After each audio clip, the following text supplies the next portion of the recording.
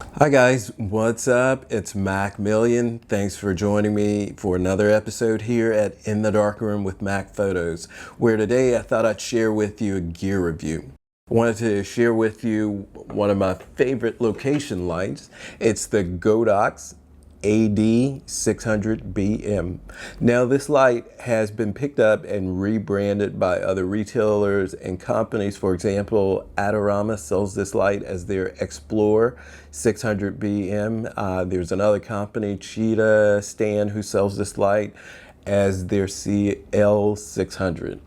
Anyway, just as a point of reference, I do own a set of 3 Profoto D1s, which I use in my studio, but I opted not to go with the Profoto B2s for my location work due to the cost being so prohibitive.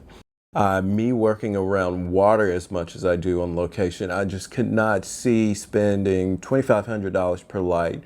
And at a minimum, my preference is to use 2 lights when shooting. So I couldn't imagine spending $5 grand on lighting with the possibility of them tanking in the water. At $549 per light, it made the 8600 far more appealing. I've had previous experience with Godox lights, actually using their first bare bulb light, their 8180 for wedding work that I've done years ago. I was very impressed with the quality of that light, and since I've been somewhat of a fan of the Godox. So let's hop over to the other side and take a look at what makes the 8600 such a great value.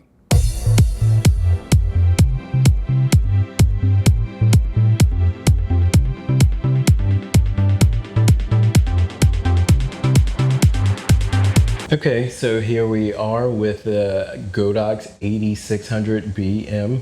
The BM stands for Bowen's mount. This light actually comes in 2 options. The option of the Godox proprietary mount or the Bowen's mount. I, of course, opted to go with the Bowen's mount since several of my modifiers are adapted for the Bowen's S-type mounts. I actually use this light with a Mola Demi Beauty Dish with the S-type mount. There is a quick release latch here, which allows for removing your modifiers. There again, this being a 600 watt bare bulb flash with TTL. Although I primarily use this light in manual mode, I did go ahead and order the X1. It's a 2.4 gigahertz wireless TTL transmitter for this light. There again, I believe I'll receive that trigger in about 2 days, and I'll do some experimenting with the TTL function and do a further review of this light down the road. But for now, I want to walk you through the core functions and specs on this light and why I opted for this light over the Profoto B1s. As we turn the light on here, we'll see that we have this green LED display. Nothing remarkable or spectacular about this LED other than it works. I've shot with this light during midday sun, and I really have never had an issue being able to read this light, even at somewhat of a distance. Let's take a look at the top of this light and take a look at the syncing options we have available on this light. We do have the 3.5 millimeter sync port. There is a micro USB port just next to it. I think that port is available for further updates to this light. On the next side here, there is a standard size USB port. This USB port is used for the Godox brand triggering system. This is Actually, as I mentioned before, I actually started using these Godox lights several years ago when they first came out with the 180, which was, I'd always liked the quantum Q flashes. Being a wedding photographer, I always thought those lights were ideal for wedding photography. So when I saw that Godox came out with the 8180, which was a bare bulb flash, very much like the quantum flash, with the exception that it was a manual flash and did not work. It did not have the TTL function, but that was not something that I was needing nor that I was looking for, being mostly a manual shooter.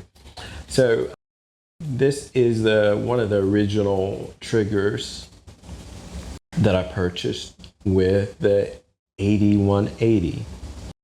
The thing that Godox did right here is that as they began to upgrade and come out with new lighting, for example, the 8360, which was a higher wattage or higher output bare bulb flash of the 180, and then coming out with the 8600. All of their lights still work on the original trigger and receiver systems that they came out with.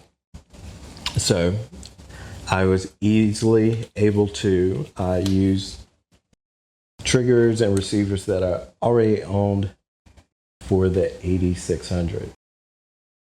The beauty in these triggers, the thing that I like, they're very simple. We have control of the power output of the light.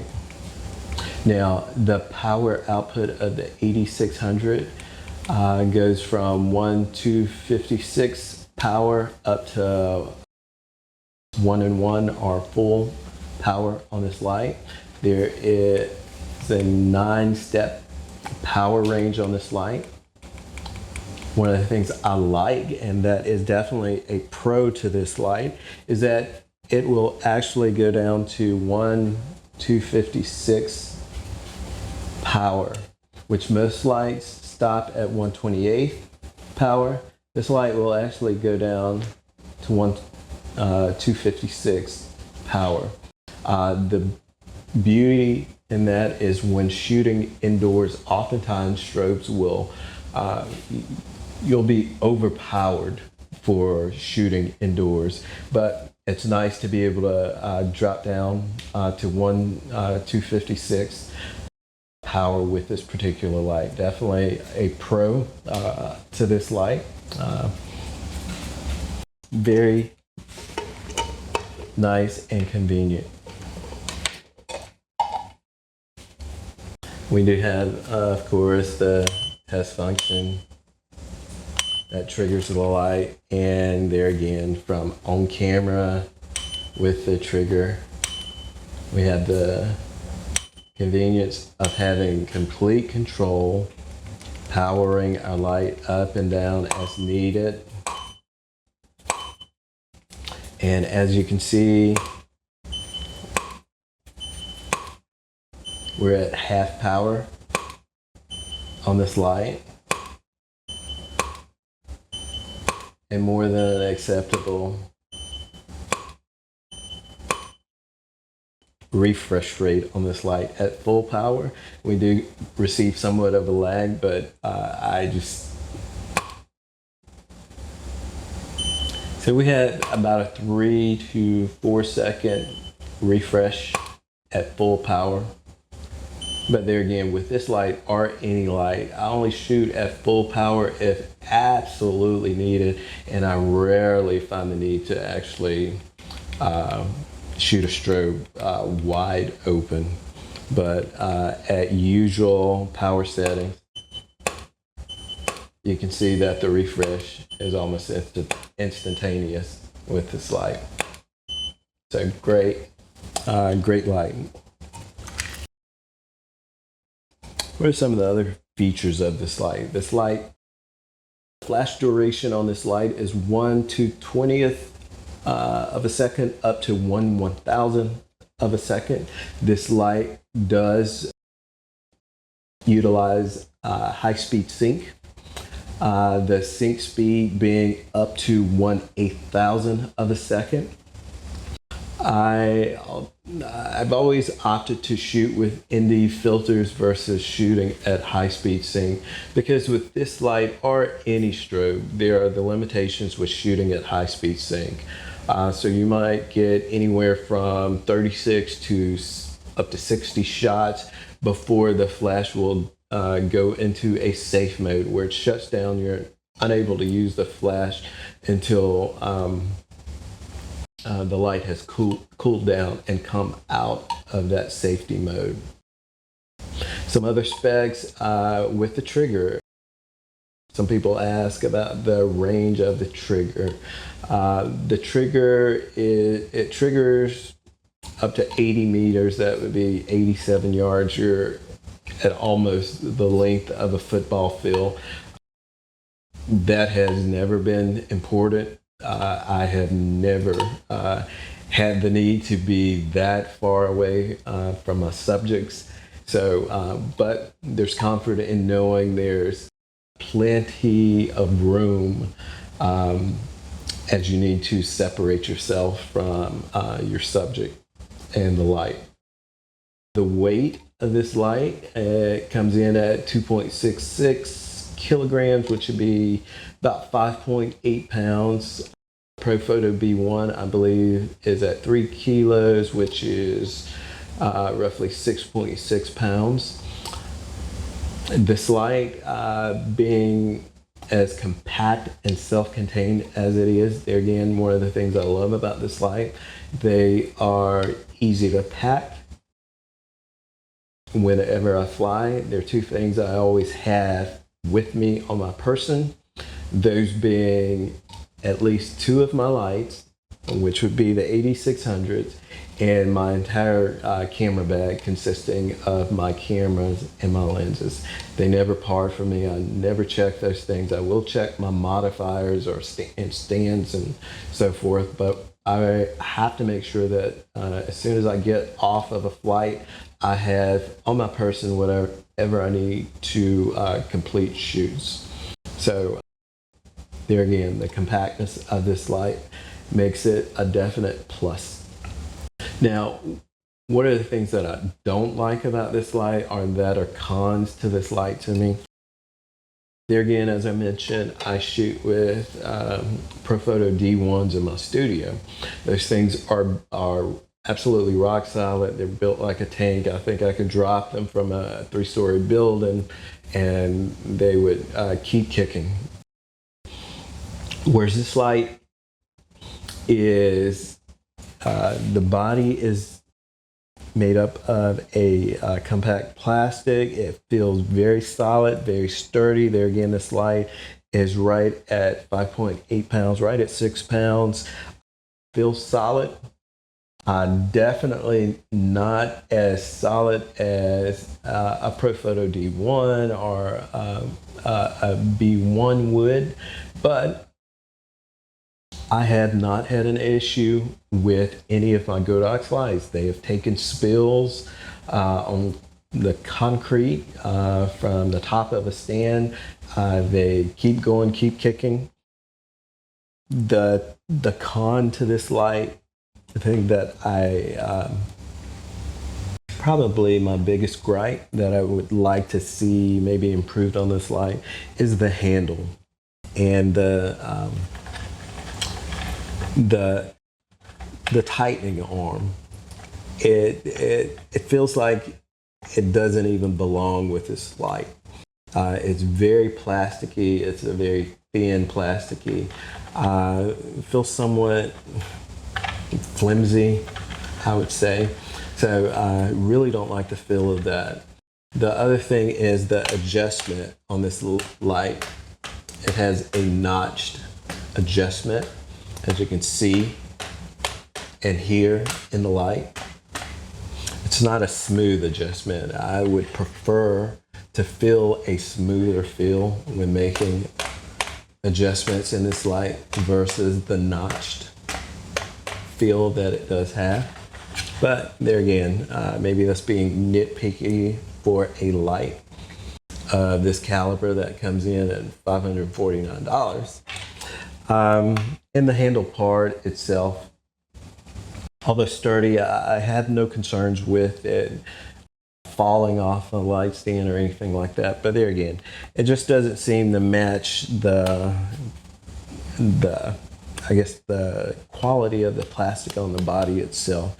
It just feels maybe toyish, if I would say. Other than that, I really have no complaints as far as this light. The refresh and recycle time on this light to me is very comparable to my Photo D1s. I never have a hesitation or have to wait on this light. There again, shooting at full power, you do have about a 3 to 4 second refresh or recycle time on this light, but with most lights, you're still going to experience that with in real world applications where I'm mostly shooting at 1/8 of the power. This thing just rifles off its flashes. I do shoot this light at half power. There again, recycle time is a little less, but nothing that's intrusive to my shooting. So at $549, you absolutely cannot beat this light. And owning 2 of these lights, you're looking at roughly $1,100. Investing in the trigger system, if you opt to go with the X1 trigger, I think they're about $50, so an additional $50. So you're into a 2 light setup under $1,200, which is far less than you would spend on one Photo B1. So that's my review on the 8600. Absolutely fabulous light. It is my light of choice for shooting on location. There again, I'm often shooting oceanside or at a pool. It's not uncommon to see me with a light mounted on a stand in the water itself. So I could definitely stomach losing a $549 light than I could a $2,000 light. So for those of you photographers who are maybe on the verge of purchasing your first light or set of lights, or maybe you're a photographer who's looking for your next lighting gear purchase, I hope this episode has been beneficial and insightful. And until the next episode, get out there, get shooting, and remember, make every shot count.